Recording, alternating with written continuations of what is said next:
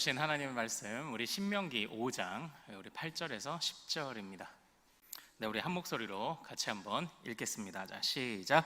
너는 자기를 위하여 새긴 우상을 만들지 말고 위로 하늘에 있는 것이나 아래로 땅에 있는 것이나 땅 및 물속에 있는 것에 어떤 형상도 만들지 말며 그것들에게 절하지 말며 그것들을 섬기지 말라. 나 내 하나님 여호와는 질투하는 하나님인즉 나를 미워하는 자의 죄를 갚되 아버지로부터 아들에게로 3, 4대까지 이르게 하거니와 나를 사랑하고 내 계명을 지키는 자에게는 1000대까지 은혜를 베푸느니라. 아멘. 아멘. 자, 오늘 우리가 함께 읽은 이 말씀을 통해서요, 네, 우리 질투하는 하나님이란 제목으로 은혜를 같이 오늘 나누도록 하겠습니다. 하나님께서 참 우리 이제 한가위 명절이죠. 더도 말고 덜도 말고 한가위만 같아라, 이제 이런 우리 덕담들이 좀 있잖아요. 네, 뭐 오늘날로 따지면 뭐 어떻게 좀 바꿀 수 있을까 싶은데 더도 말고 덜도 말고 은혜만 채워주시기를 소망합니다. 네, 뭐 이제 뭐 벌써들 많이 이동하신 분들도 이제 계시는 것 같은데요. 그래서 또 오늘 이렇게 또 예배 오신 분들은 어디 이렇게 멀리 이동을 안 하시는 건가요? 아니면은 자녀들이 이렇게 좀 오시는 건가요? 네. 네. 거의 아마 그러시지 않을까 싶습니다. 근데 어디에서 보내시든지 또 어디를 뭐 가까운 거리든 먼 거리든 안전하게 또 이동하시고 또 즐거운 명절 되시기를 또 소망합니다. 모든 교회가 가지고 있는 소망이 있다면 어떤 것이 있을까요? 모든 교회가 가지고 있는 소망, 바로 부흥되는 것이겠죠. 모든 교회는 다 부흥되기를 갈망하지 않습니까?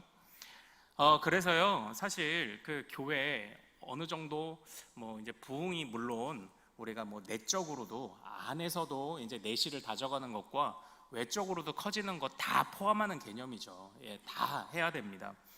그래서 그런지 또 어떤 교회들이 조금 이렇게 규모의 성장을 이렇게 이뤘다 하면은 이제 세미나를 이렇게 좀 많이 열어요. 그래서 정말 전국에 있는 많은 목회자들이 그런 세미나를 막 찾아다니죠. 이제 또 제가 이전에 섬겼던 그 작은 교회도 전도사로도 섬기고 했었는데요. 이제 또 그런 교회들의 좀 안타까운 특징들의 하나는 이제 담임 목사님이 어떤 세미나를 갔다 오시면 자꾸 이제 시스템을 이렇게 바꾸는 거죠. 예. 그래서 여기 갔다 오시면 갑자기 이렇게 했다가 또 저기 갔다 오시면 이렇게 했다가, 네, 이제 그 안에서 제가 이제 명암을 다 보게 되었던 것 같습니다. 좋은 모습도 봤고요, 그렇지 않은 모습도 봤어요. 그러다 보니까 이제 뭐 무슨 훈련, 뭐 제자 훈련이니 두날개니 뭐 많은 이런 뭐 부흥법들이 또 많이 또 나오고 있고요. 또 하나의 또 어떤 성도들에게 이제 외적으로 이렇게 늘어나고자 한다면 이제 전도가 돼야 된다, 이래서 무슨 전도왕 간증들 이런 것도 또 우리 좀 많이 또 들었죠. 예. 그래서 오랜만에 전도왕이라고 해서 책을 찾아보니까요, 일단은 동물 쪽 전도왕이 있더라고요. 진돗개 전도왕, 삽살개 전도왕, 꿀벌 전도왕 뭐 이런 쪽이 있고요. 그 다음 음식물에 관련된 전도왕이 있어요. 두부 전도왕, 콩나물 전도왕, 사과 전도왕. 그리고 직업에 관련된 전도왕, 교사 전도왕, 의사 전도왕, 주부 전도왕, 뭐 부부 전도왕. 또 어떤 또 물건에 따라서는 불도저 전도왕, 이제 뭐 이런 것들이 있더라고요. 이제 이런 책들이 많이 나오고 한때 많이 읽히고 했던 것도 사실 다 이 부흥에 대한 어떤 갈망하는 그런 마음이 아닐까요? 이제 좀 그것이 저는 뭐 다 나쁘다고 말하는 것은 아닌데 혹시 놓치고 있는 부분은 없는가를 이제 오늘 좀 점검해 보기를 이제 원하는 거예요. 참 오늘날 이제 뭐 우리 포항 지역에서 뭐 한다 그러면 이제 뭐 우리 포항은 대표적으로 이제 뭐 요즘 강철부대 이런 프로그램도 있으니까 뭐 우리는 부흥 한번 이뤄서 제가 책 한번 써볼까 싶습니다. 강철 전도왕 이제 뭐 해가지고 이런 것도 해볼까 이런 생각도 드는데요.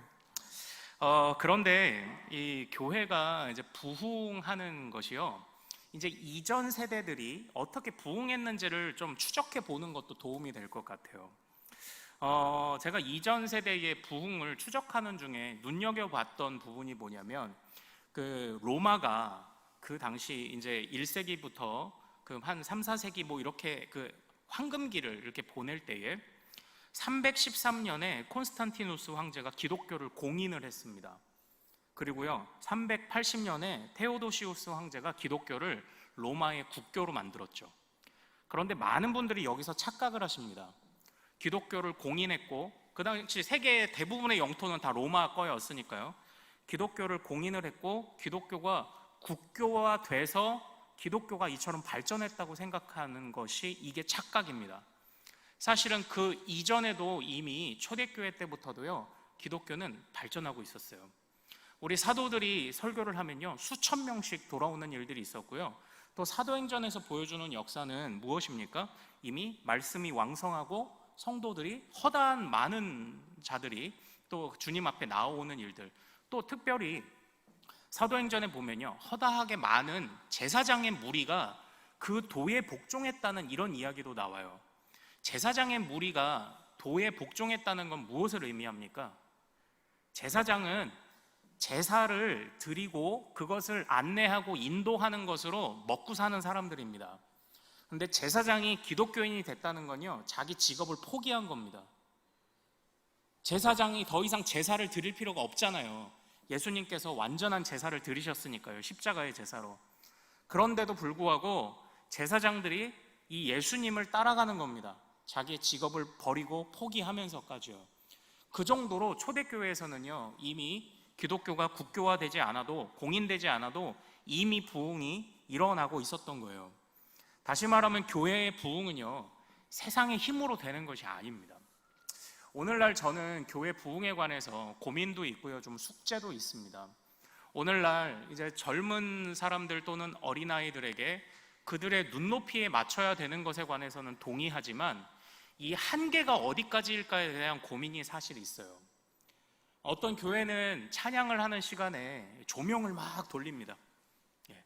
콘서트처럼 조명을 돌리는데, 아니 요즘 사람들에 맞게 항상 예배도 새로운 문화를 입어야 되는 거 아니냐라고 말하는 분들도 있고요. 그리고 아니 그게 진짜 그냥 감정적인 흥분이냐, 성령이 주시는 감동이냐, 아직도 이것이 결론 내리기가 참 쉽지 않아요. 그런데 이제 그런 것들 말고, 외형적인 것들 말고 정말 교회 부흥을 위해서 우리가 붙잡아야 될 원리들이 무엇이냐, 우리의 성경이 말하는, 그리고 초대교회가 보여줬던 그런 부흥에 있어서 정말 그런 핵심적인 원리가 무엇이냐, 이제 그거를 좀 고민해 보게 되더라는 거죠. 그런 점에서 초대받는 교회는요, 부흥하는 교회이긴 했지만요, 초대교회는 특징이 있습니다. 박해받는 교회였어요. 초대교회는요, 지금처럼 조명도 못 돌리는 교회고요, 지금처럼 커다란 예배당을 짓거나 전도축제를 하거나 사람들을 초대해 오거나 이럴 수 있는 교회가 아니었습니다. 철저하게 폐쇄적으로 운영되던 것이 초대교회인데, 그 교회가 부흥을 이뤘다면 오늘날 우리가 말하는 어떤 부흥의 방법들과 뭔가 좀 다르지 않았을까요? 그 부분을 지금 한번 집중해 보자는 것이 이제 오늘 설교의 그 주요 목표 지점이에요. 그런데 제가 오늘 말씀에서 우리가 함께 읽었던 이 본문 말씀에서 이 특별히 8절에서 10절을 제가 이거 본문으로 택한 이유는 뭐냐면요, 십계명이죠. 이 부분은 십계명입니다. 십계명인데, 십계명 중에서도 제가 지금 십계명의 서론격인 서언도 뛰어넘었고 1계명도 뛰어넘고 바로 2계명으로 들어온 이유가 있어요. 이 십계명의 2계명은 단순하게 우상숭배하지 말라라는 것이 아니라 우리 믿음의 선배들은 여기서 예배의 원리를 가져왔거든요. 여기서 예배의 원리를 가져왔어요. 이 초대교회에서 그들이 따랐던 예배의 원리들, 그리고 성경이 우리에게 주고 있는 이 예배의 원리를 잘 살피면 그 안에 초대교회의 부흥의 핵심들이 등장하거든요. 그래서 제가 이제 오늘 십계명의 다른 계명들보다도 예배를 말하고 있는 이 2계명을 같이 살펴보고자 이것을 이제 본문으로 정한 겁니다. 어쨌든요, 어떻게 보면 답이 먼저 나온 것 같은데요, 초대교회의 부흥의 이유가 뭐였는지 아십니까? 그건 예배였습니다. 예배. 도대체 어떤 예배를 드렸길래 그들이 부흥을 했을까? 네, 한번 잘 들어보시죠. 지금 우리 머릿속에 혹시 이제 스쳐 지나가는 어떤 그런 방법들인지, 아니면 정말로 그들은 어떤 예배를 드렸길래 박해받는 중에도 그들이 부흥을 이뤄냈는지 한번 이제 끝까지 한번 잘 들어보시면 좋겠습니다. 우선은 본문으로 한번 들어가 보겠습니다. 본문으로 들어가서 이 본문을 좀 차근히 살펴보고 그 본문을 먼저 좀 해석하고 그 안에서 이제 하나하나 예배로 적용되는 원리들을 한번 좀 생각을 해보자는 겁니다. 십계명이라는 것, 바로 우선 배경을 말씀드리면 신명기죠. 신명기는 지금 가나안 땅에 들어가기 직전의 상황입니다. 그런데 사실 십계명은 이미 선포되었던 적이 있죠. 십계명은요, 바로 과거에 40년 전에 출애굽한 지 얼마의 시간이 못 돼서 시내산에서 선포됐던 것이 십계명입니다. 그런데 지금 이스라엘 백성들이 광야 40년을 돌다가 지금 신명기의 말씀을 받을 때는 가나안 땅에 직전에서 이 말씀을 받았어요. 다시 말하면 신명기가 지금 그 십계명이 2번 선포된 겁니다. 왜 2번 선포되었냐면, 우선은 이 십계명이 2번 이렇게 등장하게 된 이유가 신명기 자체가 모세의 설교입니다. 그렇기 때문에 앞에 주어졌던 말씀을 본문으로서 지금 활용하고 있다는 차원에서도 사실 2번 등장하는 이유가 있죠. 그리고 또 하나는 첫 번째 선포됐던 십계명은 출애굽한 지 1세대에게 선포된 거고요, 40년이 지나면서 1세대는 다 죽고 이제 이 신명기의 2번째 십계명이 바로 새로운 출애굽 2세대에 선포되고 있기 때문에 이렇게 지금 신명기가 2번 나온 거예요. 그러나 그 본문은 사실 동일합니다. 우리나라 번역을 보면 약간의 오차가 조금 있어요. 약간의 오차가. 뭐 예를 들면 8절 한번 볼까요? 8절 보면 그 출애굽기에 있는 십계명은요, 너를 위하여 새긴 우상을 만들지 말고 이렇게 돼 있는데, 우리 신명기 5장 8절은 너는 자기를 위하여 새긴 우상을 만들지 말고 이렇게 다르게 번역했죠. 그러나 원래 히브리어는 똑같습니다. 왜 다르게 번역을 했는지를 모르겠어요, 사실. 근데 어쨌든 동일한 말씀이 다시 한번 반복되고 있어요. 자, 그런데 한번 잘 보십시오. 단순하게 설교이기 때문만이 아니고요, 단순하게 출애굽 2세대이기 때문만이 아니고요, 오늘 이 말씀에서 우리에게 주고 있는 참 귀중한 그 배경으로 우리가 여겨야 될 것이 뭐냐면요, 바로 우리 3절 말씀, 신명기 5장 3절 말씀 한번 같이 읽어보겠습니다. 2절 3절을 같이 읽죠. 자, 시작. 우리 하나님 여호와께서 호렙산에서 우리와 언약을 세우셨나니 이 언약은 여호와께서 우리 조상들과 세우신 것이 아니요 오늘 여기 살아있는 우리 곧 우리와 세우신 것이라, 이렇게 되어 있죠. 이 말씀이 굉장히 중요합니다. 모세가요, 지금 호렙산, 그곳이 곧 시내입니다. 시내산에서 선포됐던 말씀이요, 과거에 너희 1세대들에게 선포된 말씀이 아니라 지금 너희에게 선포하신 말씀이라고 이야기를 하고 있어요. 이 이야기의 핵심은 뭐냐면요, 하나님의 말씀은 영원한 현재입니다. 하나님의 말씀은 과거에 선포된 말씀이라 할지라도 그 말씀을 읽는 현재의 사람들에게, 그 말씀이 그 현재의 사람들에게 그 문을 두드리고 있는 거예요. 하나님의 말씀은 영원한 현재입니다. 왜냐면요, 하나님이 살아계시기 때문이죠. 그래서 성경을 읽는 것이요, 과거의 글을 읽는 게 아닙니다. 옛날에 했었던 옛날 이야기를 읽는 게 아닙니다. 그 이야기는 영원한 현재입니다. 그 이야기는 우리의 다음 세대가 이 이야기를 읽으면 그것은 또 그들에게 현재가 됩니다. 그래서 모든 사람을 하나님 앞에 서게 만들고 직면하게 만드는 것이 이제 말씀인 거예요. 그래서 모세가 이 말씀은 호렙산에서 선포되었지만 과거의 사람만을 위한 말씀이 아니라 오늘날 너희에게 주시는 말씀이다, 너희에게 주시는 약속이다 라고 이렇게 이야기를 하고 있습니다. 그러니까 이 말씀을 엄중하게 지금 받으라고 이야기를 하고 있습니다. 자, 그런데 이제 그러한 그 마음으로 이제 이 말씀을 받으라고 이야기를 하는데요, 그때 8절을 보면은 우상을 만들지 말라 이렇게 되어 있죠. 우상을 만들지 말라. 우리 8절을 한번 같이 읽어볼까요? 자, 시작. 너는 자기를 위하여 새긴 우상을 만들지 말고 위로 하늘에 있는 것이나 아래로 땅에 있는 것이나 땅 및 물속에 있는 것에 어떤 형상도 만들지 말며, 이렇게 되어 있죠. 이 말씀을 보면요, 하나님은 영이시지 않습니까? 그래서 하나님은 몸이 없으십니다. 그렇기 때문에 하나님은요, 어떻게 보면 우리가 먼저 하나님을 이해할 수 없는 존재이십니다. 그래서 하나님은 하나님이 자신을 보여주시는 만큼 우리가 알 수 있죠. 그렇기 때문에 우리가 하나님을 미루어 짐작하는 것도 안 됩니다. 제가 수차례 말씀드렸던 것처럼 하나님은 아버지, 그러면 하나님 어머니도 계시겠지? 그래야 자식을 낳으니까, 이렇게 말하는 구도 자체가 잘못된 겁니다. 하나님은 자신을 아버지라 드러내셨지만 하나님은 성별이나 아니면 몸이 있으신 분이 아니기 때문에 그렇게 말할 수 없어요. 그래서 그냥 부성적인 사랑으로 하나님이 자신을 드러내셨다, 이렇게 말을 할 수밖에 이제 없는 거죠. 그런데 그런 하나님을 어떤 모양을, 어떤 그 형상들을 만들어서 그 하나님을 설명하고자 한다? 이건 절대 안 되는 거죠. 안 되는 거죠.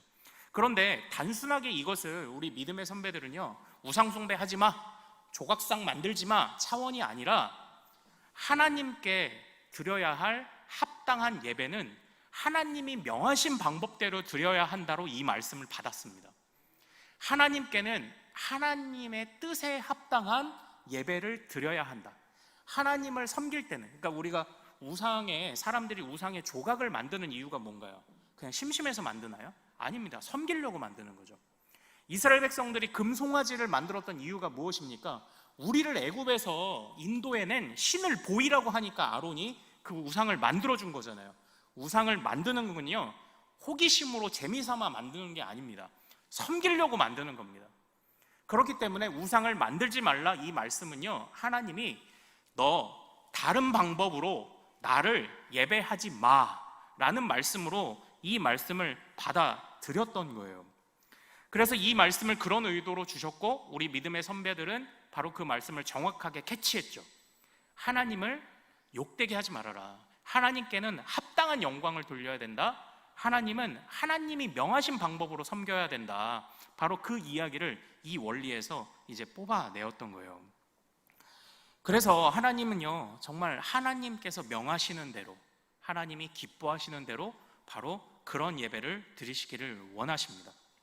하나님을 사랑하는 방법은요, 하나님이 원하시는 방법으로 사랑하는 겁니다. 하나님을 예배하는 것도요, 바로 하나님이 원하시는 방법으로 예배해야 하는 것이죠. 그런데 그렇다면 오늘날 예배 순서 중에 어떤 것을 해야 됩니까?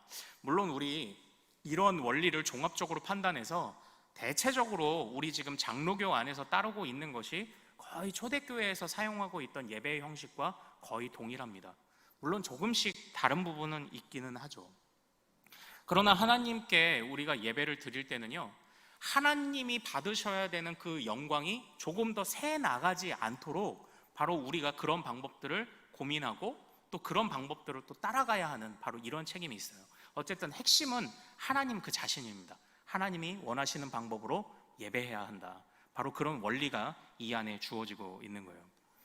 그런데요, 어떤 분들은요, 이 십계명의 말씀을 보면요, 다 그냥 하지 말라 이렇게 그 금지로 되어 있잖아요. 아니, 하나님이 또, 그러니까 요즘 우리가 이 성경을 해석할 때도 자꾸 사회가 말하는, 세상이 말하는 어떤 심리적인 부분이랄까, 상담적인 부분이랄까, 자꾸 이런 걸 가지고 성경을 해석하는데, 어떤 분들은 그런 얘기를 하세요. 아니, 이렇게 하면 자꾸 왜 말라 하지 말라 이렇게 부정적으로 얘기해, 그냥 좋게 얘기하면 되지 라고 이렇게 얘기를 하는데, 이제 그런 부분은 좀 오해해서 그렇습니다. 하나님께서요, 무엇 하지 말라라고 금지 명령으로 주실 때, 그때 말씀하실 때는요, 무언가 정확한 지시를 내리실 때 금지 명령을 하십니다. 사실 신명기의 앞부분은 하나님을 사랑하라 라는 거죠. 두루뭉술합니다. 하나님을 사랑하라. 우리는 아멘할 수 있습니다. 여러분은 아멘할 수 있습니다. 그러나 구체적으로 어떻게 해야 되죠? 이건 쉽지 않죠. 그러나 하나님은요, 구체적으로 지시를 내리실 때는 금지 명령을 쓰세요. 여기서 벗어나지 마. 정확한 지시를 내리실 때 바로 금지 명령을 씁니다. 그러니까 한번 잘 보십시오. 하나님의 권위를 인정해라. 이것도 물론 우리가 아멘 하겠지만 어떻게 하는 게 하나님의 권위를 인정하는 걸까요? 그래서 하나님은요, 처음 지어진 인류에게 금지 명령을 주셨죠. 선악과를 먹지 말라. 이렇게 금지 명령을 주신 거는 분명한 지침을 주실 때 금지 명령을 쓰는 겁니다. 그런데요, 어떤 사람들은요, 자꾸 이것을 진짜 심리적으로, 심리상담적으로 해석을 하다 보니까 아담과 하와가 인류 최초의 마음의 상처를 입은 사람이다, 이렇게까지 이야기하는 거를 사실 제가 들은 적이 있어요. 그러니까 제가 지금 이 말씀을 드리는 이유는요, 단순하게 금지 명령에 대한 설명만이 아닙니다. 우리가 자칫하면요, 성경도 아니면 하나님 그 자신에 대해서도요, 자꾸 우리가 다른 해석을 할 수가 있어요. 그런데 우리가 잠잠히 하나님께서 말씀하시는 것에 집중하고 또 하나님이 말씀하시는 것을 사도들로부터 이 교회의 역사 안에서 신실하게 지켜왔던 그 교회의 역사 안에서 이루어지던 그 해석 방법을 따라가는 것, 이게 얼마나 중요한지를 제가 말씀드리는 겁니다. 그래서 하나님을 예배할 때 다른 방법이 아니라 하나님이 기뻐하시고 원하시는 방법으로 예배해야 된다, 바로 그거예요. 자, 이제 이런 예배에 관한 대원리를 세워놓는데, 그런데 여기서 우리 초대교회의 성도들이 고백했던 것은 이 예배가 단순하게 예배당 안에서만의 예배가 아니었다는 게, 이게 핵심입니다. 이게 핵심이에요. 자, 우리 9절과 10절을 같이 한번 읽어보겠습니다. 자, 9절과 10절, 자, 읽습니다. 시작. 그것들에게 절하지 말며 그것들을 섬기지 말라. 나 내 하나님 여호와는 질투하는 하나님인즉 나를 미워하는 자의 죄를 갚되 아버지로부터 아들에게로 3, 4대까지 이르게 하거니와 나를 사랑하고 내 계명을 지키는 자에게는 1000대까지 은혜를 베푸느니라. 아멘. 이렇게 돼 있죠. 여기서 중요한 표현이 바로 이 질투하는 하나님이라는 표현입니다. 이 질투라는 이 표현이요, 히브리어로 콴나라고 하는데 딱 그 구약 성경에 6번 쓰였습니다. 그런데 이 6번이 모두 다 이 십계명의 배경하에서 하나님의 그 질투하시는 하나님을 표현할 때 유일하게 사용된 단어입니다. 그런데 참 이걸요, 이걸 꼭 질투라고 번역을 했어야만 했나 싶은데요. 예, 맞습니다. 근데 질투라고 번역할 수밖에 없어요. 질투라고 번역할 수밖에 없더라고요. 영어로도 그렇습니다. 질투하는, 질러스라고 해서 그렇게밖에 번역이 안 돼요. 그런데 보통 우리가요, 이 질투라는 단어를 생각을 할 때 이렇게 생각을 하죠. 다른 사람이 잘 되거나 좋은 처지에 있는 것 따위를 공연히 미워하고 깎아내리려 함. 그래서 이것이 하나님의 질투하시는 하나님이라는 이 성품과 잘 매치가 안 된다고 생각을 합니다. 그러나 제가 이 질투라는 단어를 국어사전을 찾아보고도 조금 와 하고 좀 느끼는 부분이 있었는데요. 질투의 본래 1번 의미가 뭐냐면요, 부부 사이나 사랑하는 이성 사이에서 상대되는 이성이 다른 이성을 좋아할 경우에 지나치게 시기함, 이게 사실은 그 국어사전에서도 1번 의미를 갖고 있더라고요. 우리가 하나님이 질투하는 하나님이라는 것을 어떻게 이해하느냐, 단순하게 그 시기하는 것, 남 잘 되는 꼴을 못 봄이 아니라 사랑하는 사이라는 것이 전제되어 있다는 것이 이 국어사전을 봐도 알 수 있더라고요. 근데 성경도 그걸 말하고 있습니다. 하나님이 질투하는 하나님이라는 것은 우리를 그만큼 사랑하시는 하나님이다라는 거예요. 그러므로 우리를 그만큼 질투하기까지 사랑하시는 하나님에게 마땅히 우리가 드려야 할 반응이 무엇입니까? 예배당 안에서만이 아니라 삶의 모든 영역에서 하나님을 사랑하는 겁니다. 그래서 우리 믿음의 선배들은요, 이 말씀을 붙잡고 무엇을 말했는지 아십니까? 삶의 예배를 말했어요. 그러니까 예배라는 것이, 하나님을 사랑하고 섬기는 것이 예배당 안에서만 이루어지는 일이 아니라 실제 삶에서도 삶의 예배를 드린 것 같이 삶의 구석구석 하나하나 모든 원리가 다 하나님의 뜻대로 되어야 한다고 이 말씀에서 그 교훈을 받은 겁니다. 바로 그 교훈을 받은 거예요. 예배당 안에서도 하나님의 원리대로, 실제 삶에서도 하나님의 원리대로, 이것을 추구했던 것이 우리 믿음의 선배들이었다라는 거예요. 그런데 이 질투하는 하나님이라는 것을 조금만 더 한번 생각을 한번 해보겠습니다. 이 질투라는 하나님이요, 우리 10절을 다시 한번 같이 읽어보겠습니다. 자, 시작. 나를 사랑하고 내 계명을 지키는 자에게는 1000대까지 은혜를 베푸느니라. 아멘. 자, 9절과 9절에 나와 있는 하나님을 따르지 않는 자에게 주시는 저주와 그리고 10절에 나와 있는 하나님을 따르는 자에게 주시는 복의 차이점을 한번 찾아보십시오. 어떤 차이가 있나요? 9절에서 하나님을 멀리하고 떠나는 사람들에게, 죄를 저지른 사람들에게 하나님은 어떻게 저주하십니까? 몇 대까지? 3, 4대. 잘 보십시오. 그러나 하나님을 사랑하는 자에게 몇 대까지? 1000대까지. 그러니까 이 말씀은 하나님이 저주를 내리시겠다고 하시는 말씀이 아니라 하나님이 그의 백성들을 복주시기 위해서 하시는 명령입니다. 사실은 이 비교를 잘 하셔야 돼요. 이게 무게중심이 다 무게가 다르잖아요. 3, 4대 그리고 1000대. 이건 당연히 너 죄 지으면 3, 4대 멸망할 거야, 여기에 초점이 있는 게 아니라 1000대 쪽으로 백성들이 오도록 만드시는 하나님의 그 말씀의 뜻이라는 걸 우리가 이걸 알아야 합니다. 그러므로 질투하는 하나님은 어떤 하나님이다? 우리를 사랑하시는 하나님이다. 이걸 여기서 발견을 해야 돼요. 그 사랑하시는 하나님에게 우리가 마땅히 드려야 할 반응은 우리의 마음과 뜻과 힘을 다하여 그를 사랑하시는 것이다. 사랑하는 것이다. 우리도 예배당에서만 아니요, 밖에서도 모든 삶에서 그를 사랑하는 것이다. 바로 이것이 우리 믿음의 선배들의 바로 그런 고백이었던 거예요. 아니, 이렇게 좋은 하나님. 그래서 이제는 제가 초대교회 이야기를 조금 들려드리도록 할게요. 초대교회 성도들은요, 우리 칼빈 선생님의 고백과 같이 이런 마음들이 다 있었습니다. 우리의 마음은 우상을 만들어내는 공장이다라는 그런 고백이 항상 있었어요. 그러하기 때문에 우리의 삶의 모든 영역들이 다 우상이 될 수 있다는 것을 그들은 알고 있었습니다. 수단이 되어야 할 돈이 우상이 되기 쉽고요, 때로는 내 자식이 우상이 되기 쉽습니다.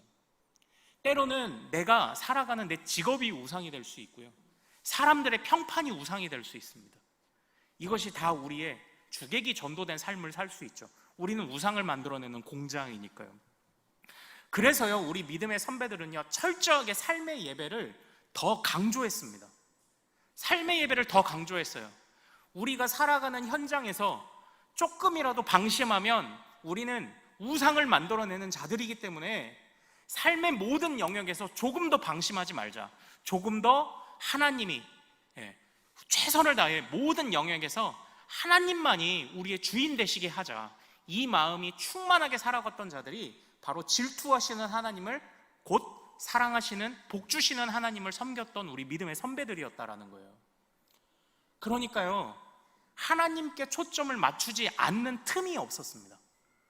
그래서 제가 이제 초대교회 이야기를 들려드릴게요. 초대교회의 예배는요, 우리의 예배와 달랐습니다. 순서적으로 다르다고 말씀드리는 것이 아닙니다. 초대교회는요, 분명한 원리가 있었어요. 하나님을 사랑하는 자만이 예배를 드릴 수 있다요. 그러니까 오늘날 우리가, 저도 좀 고민되는 부분이에요. 초대교회 자료들을 읽으면서 오늘날 전도축제라는 것이 과연 옳을까? 그들이, 하나님을 모르는 자들이 예배 시간에 안 자고 있다고 해서 그것이 예배가 되는 것일까? 사실 제 안에 이런 고민이 좀 있습니다.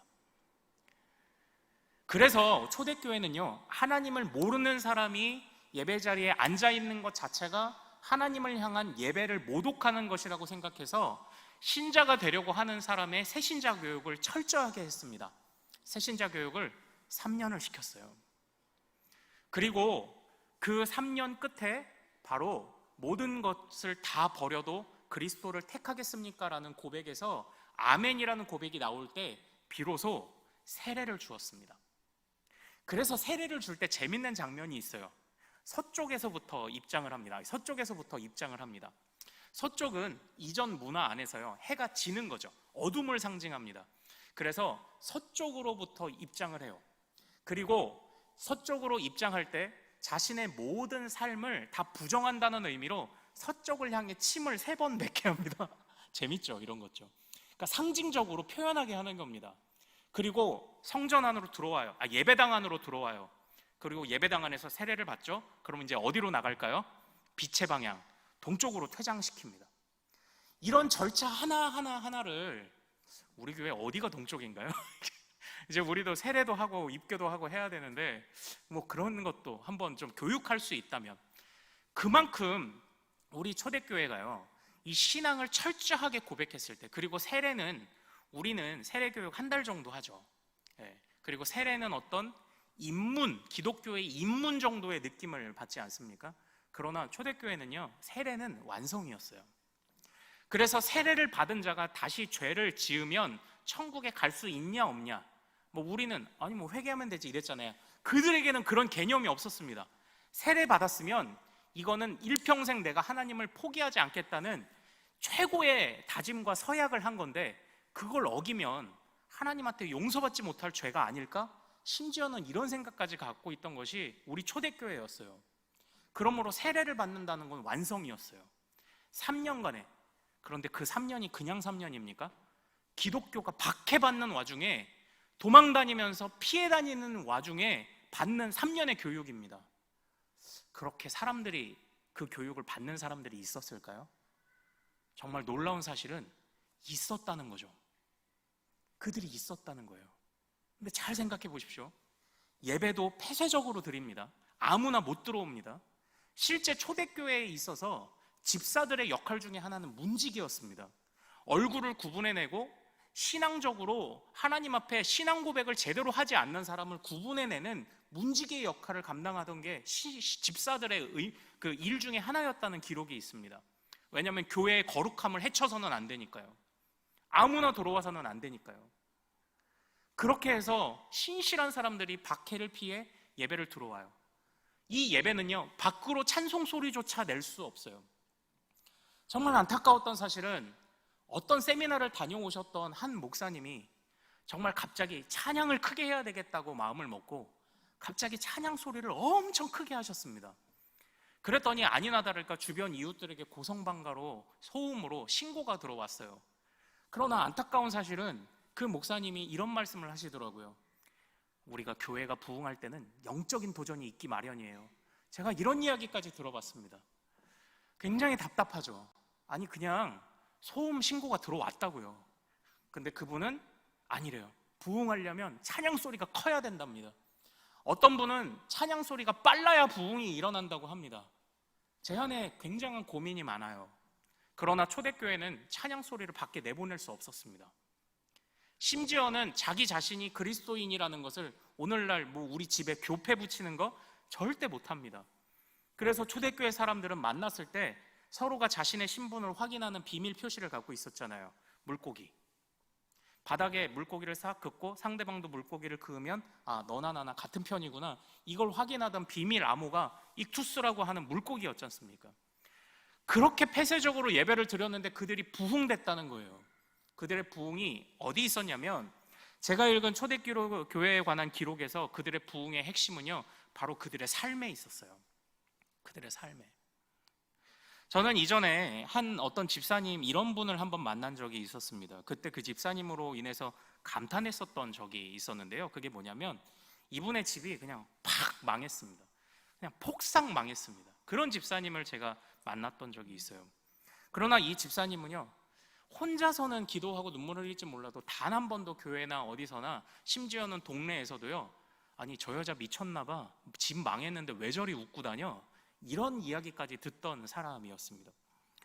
그러나 처음은 사람들이요, 아니 실성을 했나, 왜 저리 웃고 다녀 하던 사람들이요, 나중에는 이 집사님에 대해서 궁금해하기 시작을 했습니다. 어떻게 저렇게 웃을 수 있지? 집안이 이렇게 쫄딱 망했는데 어떻게 저렇게 웃을 수 있지? 그때 이 집사님이 말씀하신 건요, 단 하나였어요.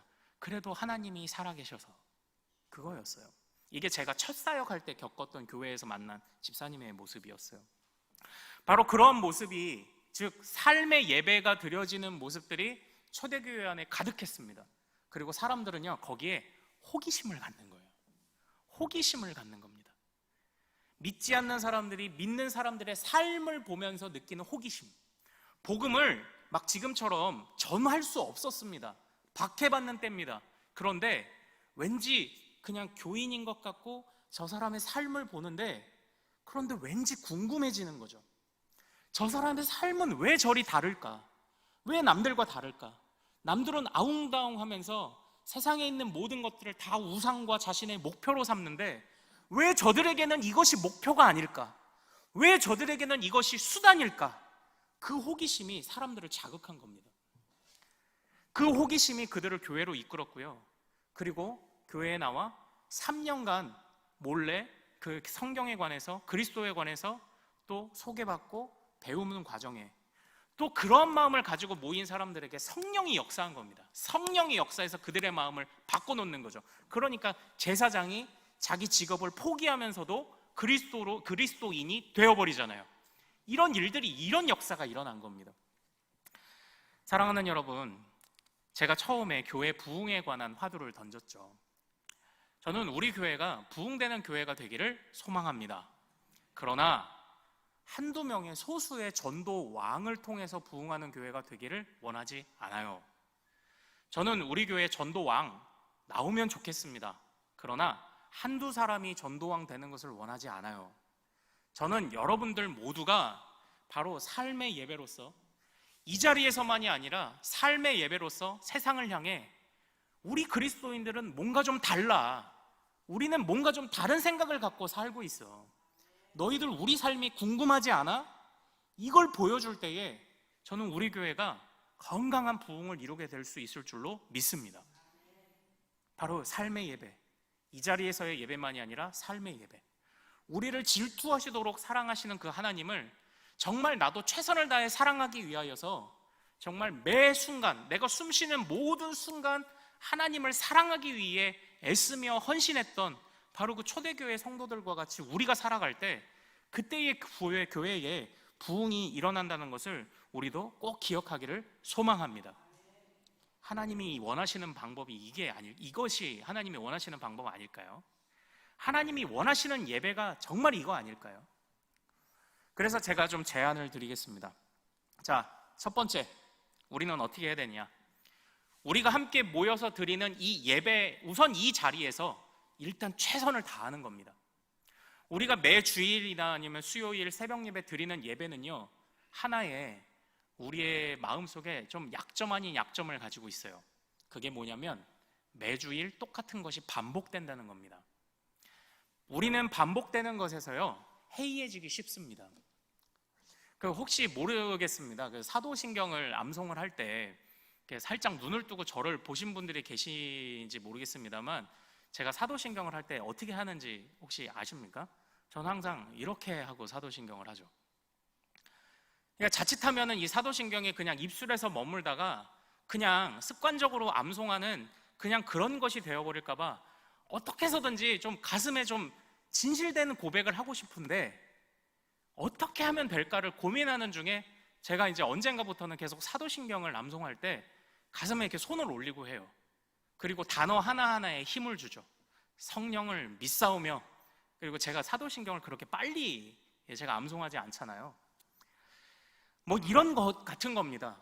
우리가 매 주일마다 습관적으로 매일 반복되는 이 예배의 순서에 어떻게 우리의 진심을 다 담을 수 있을까?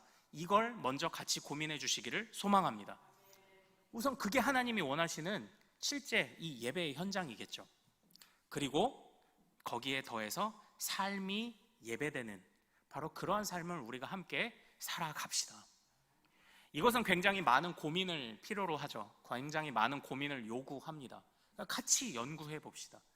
직장에서 삶의 예배로 드린다는 건 어떤 걸까? 학교에서 삶의 예배로 드린다는 건 어떤 걸까? 내가 내 자식을 키우면서 삶의 예배로 드리는 건 어떤 것일까? 내가 내 부모님에게 삶의 예배로 드린다는 건 어떤 것일까? 내가 길을 걸으면서, 마트에 가면서, 돈을 쓰면서, 시간을 보내면서, TV를 보면서 내가 삶의 예배로 드린다는 것이 어떤 것일까? 이것을 우리가 좀 함께 고민하고, 결코 쉬운 것이 아니기 때문에 함께 고민하고 이 답을 함께 발견해가는 우리 교회가 된다면 하나님이 우리 안에 건강한 부흥을 허락하실 줄로 믿습니다. 자, 아무쪼록 오늘 이 질투하시는 하나님, 우리를 사랑하시는 하나님, 복주기 원하시는 하나님, 그렇기 때문에 그 천대까지 허락하시는 복을 누리기 위해 자신의 모든 것을 다해 주님을 사랑하고 따라갔던 자들, 교회에서만이 아니라 실제 삶에서도, 그래서 삶의 예배와 교회에서의 모습이 조화를 이루고 하나가 될 때 초대교회가 박해를 받는 중에도 건강하게 부흥했더라. 이 말씀을 꼭 기억하시는 우리 성도님들 되시기를 소망합니다. 그래서 우리도 바로 그러한 부흥을 이뤄가는 우리 쿤스교회 되기를 소망합니다. 우리 같이 좀 찬양하고 기도하기를 소망합니다.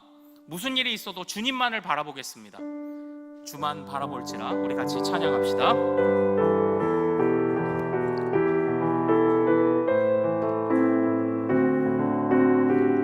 하나님의 사랑을, 하나님의 사랑을 사모하는 자, 하나님의 평안을 바라보는 자, 너의 모든 것 창조하신 우리 주님이 너를 얼마나 사랑하시는지 하나님께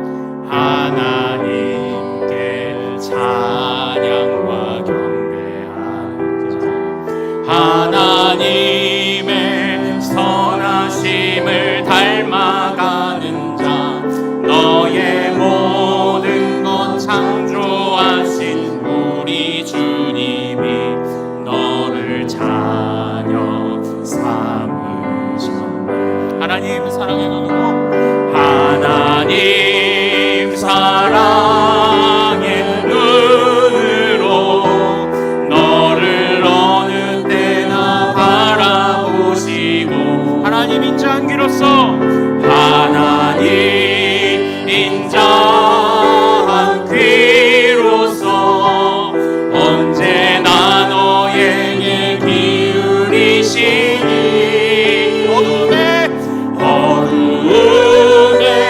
밝은 빛을 비춰주시고, 너의 작은 신음에도 응답하시니, 너는 어느 곳에 있든지 주를 향하고 주만 바라볼지라. 하나님 사랑의 눈으로, 하나님 사랑의 눈으로 너를 어느 때나 바라보시고, 하나님 인자한 귀로서, 하나님 인자한 귀로서 언제나 너에게 기울이시니, 어두움에 밝은 빛을 비춰주시고, 너의 작은 신음에도 응답하시니, 너는 어느 곳에 있든지 주를 향하고 주만 바라보. 하나님 사랑의 눈으로, 하나님 사랑의 눈으로 너를 어느 때나 바라보시고, 하나님 인자한 귀로서, 하나님 인자한 귀로서 언제나 너에게 기울이시니, 어두움에 밝은 빛을 비춰주시고, 너의 작은 신음에도 응답하시니, 너는 어느 곳에 있든지 주를 향하고 주만 바라볼지라.